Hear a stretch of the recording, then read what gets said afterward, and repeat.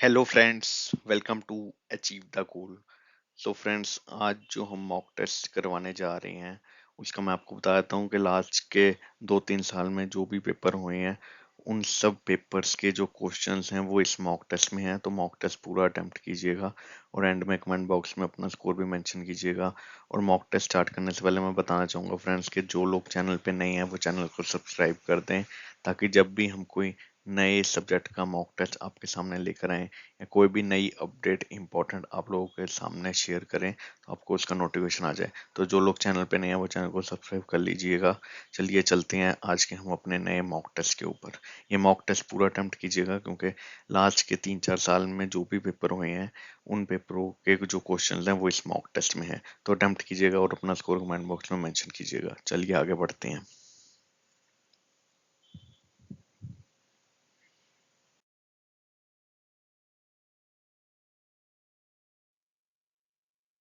सो friends, आज जो mock test होने जा रहा है ये होने जा रहा है ज्योग्राफी का। और मैं बताना चाहूंगा फ्रेंड्स की ज्योग्राफी का पार्ट 12 है। इससे पहले हमने 11 मॉक टेस्ट ज्योग्राफी के कंडक्ट कर लिए हैं और वो सब के सब प्ले लिस्ट में अवेलेबल हैं। आप जब चाहें प्ले लिस्ट में जाके वो सारे मॉक टेस्ट अटेम्प्ट कर सकते हैं। और इसके साथ ही फ्रेंड्स मैं बताना चाहूँगा कि ज्योग्राफी के अलावा हमने polity, history, economics, reasoning, computer और भी काफ़ी सब्जेक्ट्स के मॉक टेस्ट काफ़ी ज़्यादा कंडक्ट कर लिए हैं। वो सब प्ले लिस्ट में अवेलेबल हैं। तो प्ले लिस्ट में जाके आप वो सारे मॉक टेस्ट दे सकते हैं और देख सकते हैं कि आपकी प्रेपरेशन अभी तक कहाँ तक पहुँची है।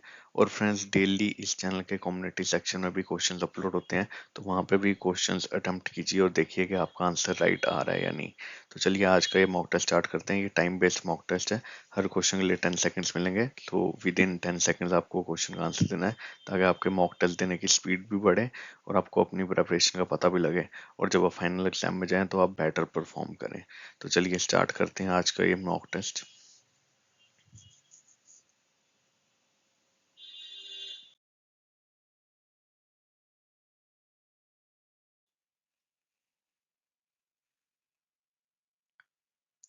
So the first question is, the lowermost layer of Earth's atmosphere is troposphere, stratosphere, mesosphere या thermosphere?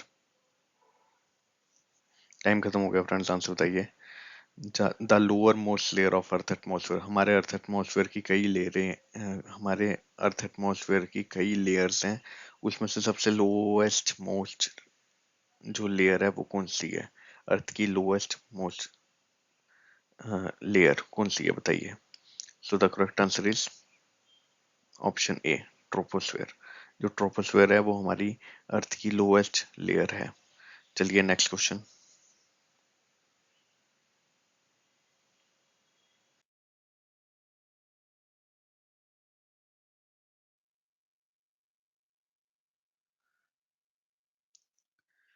The ozone layer is present in troposphere, stratosphere, mesosphere या थर्मोस्फेयर?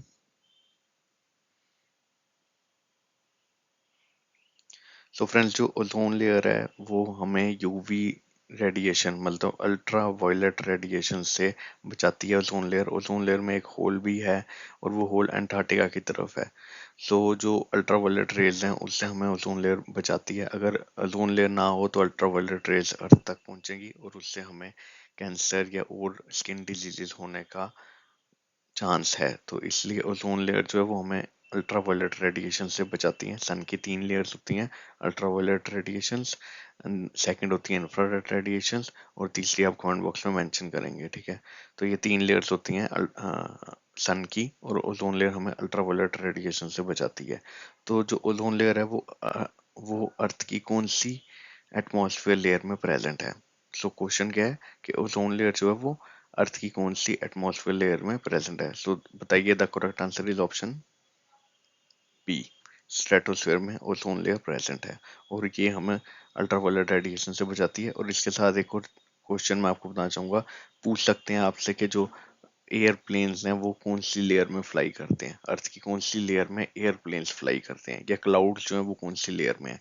तो इन दोनों क्वेश्चन का आंसर आप मुझे कमेंट बॉक्स में देंगे। पहला क्वेश्चन क्या है कि क्लाउड्स जो है वो कौन सी अर्थ की लेयर में होते हैं, और दूसरा क्वेश्चन क्या है कि एयरप्लेन्स जो ट्रैवल करते हैं, हम जो फ्लाइट पकड़ते हैं एक स्टेट से दूसरी स्टेट हम ट्रैवल करते हैं फ्लाइट में, तो वो जो एयरप्लेन्स हैं वो कौन सी लेयर में ट्रैवल करते हैं। तो ये दोनों क्वेश्चन आंसर आप मेरे को बताएंगे, तो कमेंट बॉक्स में मेंशन कीजिएगा आंसर। चलिए आगे बढ़ते हैं नेक्स्ट क्वेश्चन की ओर।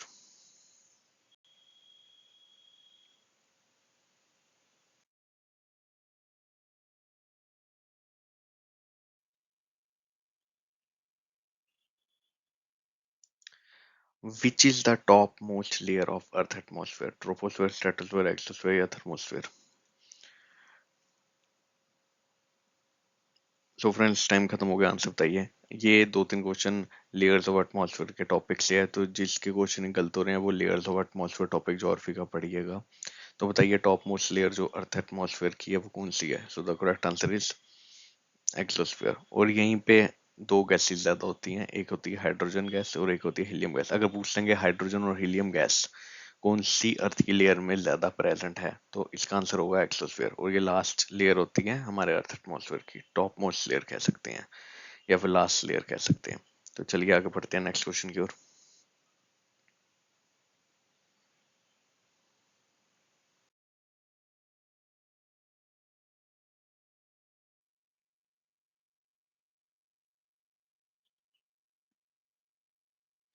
The hills adjacent to Kanyakumari are Annamalai Hills, Nilgiri Hills, Cardamom Hills या शिवरॉय हिल्स। टाइम खत्म हो गया फ्रेंड्स, ये टाइम बेस्ड मॉक टेस्ट है, तो विद इन टाइम आपको आंसर देना है। तो बताइए जो हिल्स हैं, the hills adjacent to Kanyakumari, जो कन्याकुमारी हिल्स जो हैं उसके एडजस्टेंट, उसके साथ में एक और हिल्स हैं, उनका नाम क्या है। Anamalai hills, Nilgiri hills, cardamom hills या Shevaroy hills. So the correct answer is option C cardamom hills.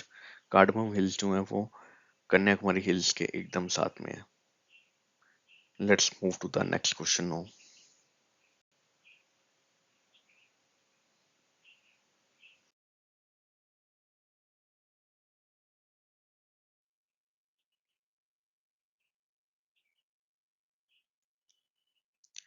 Who put forward the theory of continental drift in 1915? C.C. Peterson, Nicholas, Alfred या गैलीलियो। तो टाइम खत्म हो गया फ्रेंड्स, आंसर बताइए। जो theory of continental drift है वो 1917 में आई थी, सॉरी 1915 में आई थी theory of continental drift. Theory of continental drift जिसको नहीं पता मैं बता देता हूँ। Theory of continental drift actually क्या था कि पहले अर्थ में एक ही जमीन थी, ये सारा जो कॉन्टिनेंट्स वगैरह अलग अलग हैं ये पहले एक ही था, एक ही जमीन थी, बाद में जमीन डिवाइड हुई कुछ टुकड़ों में और आज उसको हम कॉन्टिनेंट कहते हैं। तो ये थ्योरी ऑफ कॉन्टिनेंटल ड्रिफ्ट थी कि ये जो 7 कॉन्टिनेंट्स बनी हैं ये पहले एक ही थी, एक ही जमीन थी और बाद में धीरे धीरे डिवाइड होकर 7 कॉन्टिनेंट्स बन गई। तो ये थ्योरी ऑफ कॉन्टिनेंटल ड्रिफ्ट है, ये 1915 में आई थी। ये किसने दी थी बस आपको ये बताना है, पैटरसन ने, नाइकोलस ने, आल्फ्रेड ने या गलीलियो ने। तो correct answer is option C, Alfred Wegener जो है उन्होंने ये थ्योरी ऑफ कॉन्टिनेंटल ड्रिफ्ट दी थी। और मैं बताता हूँ जब इन्होंने ये दी थी थ्योरी, तब लोगों ने इनका मजाक उड़ाया था, लोगों ने इस चीज को सच नहीं माना था। लेकिन इनके 15-20 साल के बाद जब ये इन्होंने थ्योरी दी थी उसके 15-20 साल के बाद थोड़ी रिसर्चेज हुई और उससे पता लगा कि ये जो थ्योरी इन्होंने 1915 में दी थी ये सच थी। तो चलिए आगे बढ़ते हैं नेक्स्ट क्वेश्चन की ओर। और फ्रेंड्स अगर आपको ये मॉक टेस्ट सीरीज पसंद आ रही है तो अपने फ्रेंड्स और फैमिली मेंबर्स जो भी गवर्नमेंट जॉब की तैयारी कर रहे हैं उनके साथ शेयर कीजिए, ताकि आपके साथ साथ उनकी भी तैयारी हो जाए। तो चलिए आगे बढ़ते हैं फ्रेंड्स नेक्स्ट क्वेश्चन की ओर।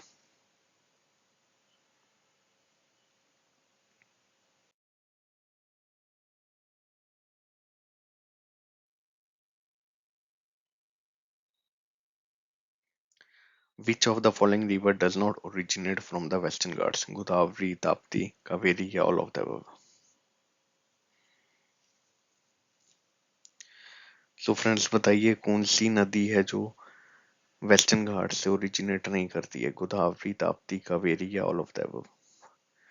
तो वेस्टर्न घाट आपको पता होगा, वेस्टर्न घाट कहाँ पे है, मैं बता देता हूँ ऐसे।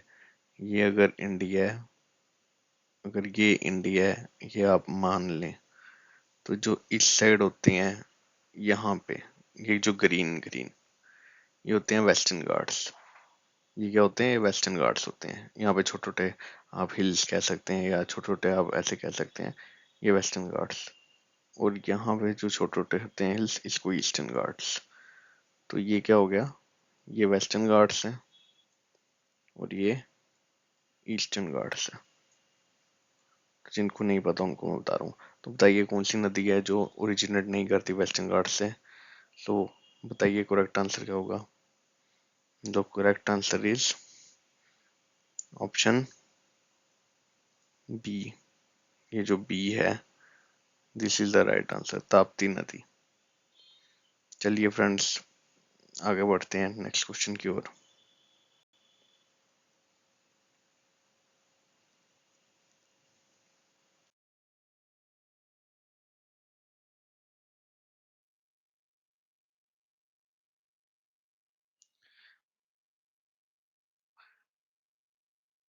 Which of the following state is the largest producer of cardamom and pepper in India?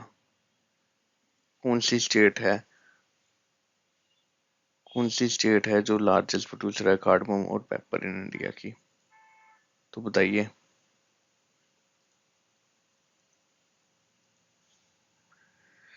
Which of the following state is the largest producer of cardamom and pepper in India? Tamil Nadu, Goa, Kerala या NOA. NOA का मतलब none of the above. तो बताइए क्या answer होगा। इसका मैंने आपको थोड़ा ज़्यादा टाइम दे दिया क्योंकि थोड़ा वो टाइम नहीं चल रहा था यहाँ पे, तो इसका क्वेश्चन का आपको थोड़ा ज़्यादा टाइम मिल गया। बताइए कौन सी स्टेट है जो लार्जेस्ट प्रोड्यूसर है कार्डमम और पेपर इन इंडिया की। सो the correct answer is Kerala. जो केरला है वो लार्जेस्ट प्रोड्यूसर, आपको पता होगा garden of spices. Garden of spices भी हम किसको कहते हैं, केरला को। सो करेक्ट आंसर क्या होगा, केरला। यहाँ पे स्पाइसेस सबसे ज्यादा उगाई जाती हैं।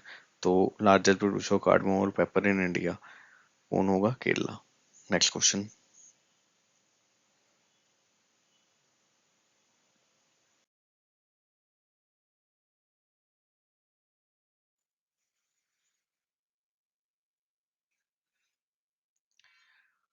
विच state in India has maximum length of roads. कौन सी स्टेट है इंडिया की जिसमें मैक्सिमम लेंथ ऑफ रोड्स है। महाराष्ट्र, उत्तर प्रदेश, मध्य प्रदेश या राजस्थान। टाइम खत्म हो गया फ्रेंड्स, बताइए आंसर। कौन सी कौन सी स्टेट है जिसमें मैक्सिमम लेंथ ऑफ रोड्स है। महाराष्ट्र, उत्तर प्रदेश, मध्य प्रदेश या Rajasthan. So the correct answer is option A. Maharashtra में मैक्सिमम लेंथ ऑफ रोड्स हैं और maximum length of railways UP में है। तो याद रखना, अगर आ जाएगा question maximum length of railways तो the correct answer is UP, Uttar Pradesh. और अगर आ जाएगा मैक्सिमम लेंथ ऑफ रोड्स तो the correct answer is Maharashtra. तो चलिए आगे बढ़ते हैं नेक्स्ट क्वेश्चन की ओर।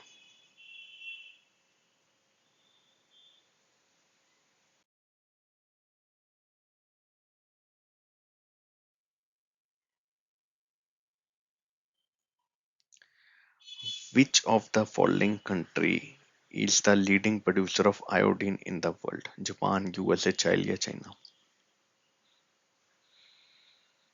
सो फ्रेंड्स, कौन है leading producer of iodine in the world, मतलब नमक। नमक का लीडिंग प्रोड्यूसर कौन है, जापान, यूएसए, चाइना या China. So the correct answer is child. तो फ्रेंड्स, ये टॉपिक, ये क्वेश्चन जो है ये उस टॉपिक से लिया गया है जिसमें पूछा जाता है कि मैक्सिमम लीडिंग प्रोड्यूसर ऑफ, जैसे कॉटन का लीडिंग प्रोड्यूसर कौन है, मिल्क का लीडिंग प्रोड्यूसर कौन है। तो वो जो लीडिंग प्रोड्यूसर का जो टॉपिक है ये वहां से लिया गया है। तो जिसको ये नहीं आता इसका मतलब वो टॉपिक उनका वीक है। तो वो टॉपिक एक बार ही जाके दोबारा पढ़िए। दो तीन बार अगर एक टॉपिक को डेली पढ़ेंगे, मतलब 2-3 दिन लगातार एक टॉपिक को अगर आप देखेंगे, 5-6 मिनट या 10 मिनट का रीड आउट करेंगे तो आपको टॉपिक याद हो जाएगा अच्छे से। तो वो टॉपिक जरा 2-3 दिन 10-10 मिनट के लिए पढ़िए ताकि आपको याद हो जाए। तो चलिए आगे बढ़ते हैं नेक्स्ट क्वेश्चन की ओर।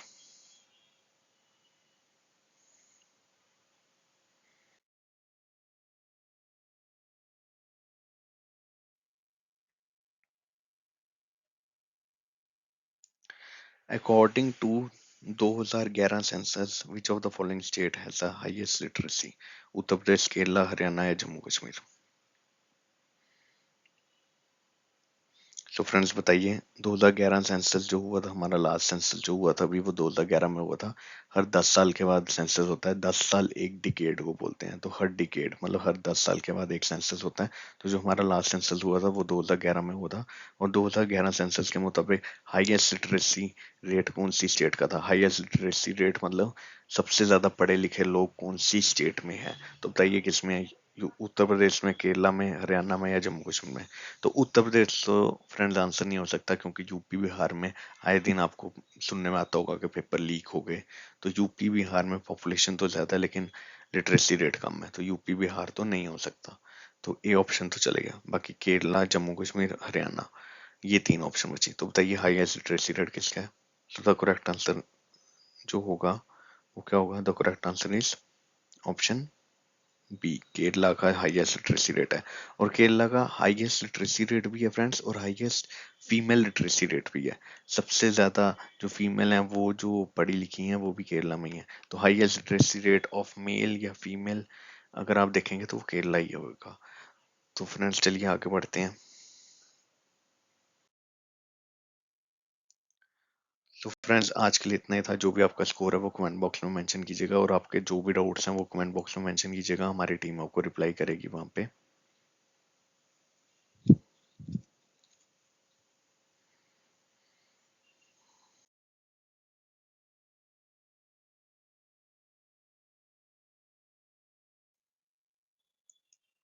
और फ्रेंड्स एग्जाम जो है वो बहुत जल्द होने वाला है। मैं आपको बार बार कह रहा हूँ कि विद इन 3 मंथ्स या विद इन 4 मंथ्स एग्जाम आपके, जो जो बड़े बड़े एग्जाम अभी तक नहीं हुए वो सबके सब विद इन 3 मंथ्स या विद इन 4 मंथ्स हो जाएंगे एग्जाम। तो आप अपनी तैयारी कंटिन्यू रखिए, क्योंकि जो तैयारी अभी करेगा वही आगे जाके एग्जाम में क्वालिफाई करेगा और उसी को जॉब मिलेगी। तो अपनी तैयारी कंटिन्यू रखिए। और फ्रेंड्स नया मॉक टेस्ट जो है वो हमारी टीम अभी प्रिपेयर कर रही है। मैं कोशिश करूंगा कि कल या परसों तक नया मॉक टेस्ट लेके भी आपके सामने आऊँ। So तब तक के लिए keep preparing and best of luck.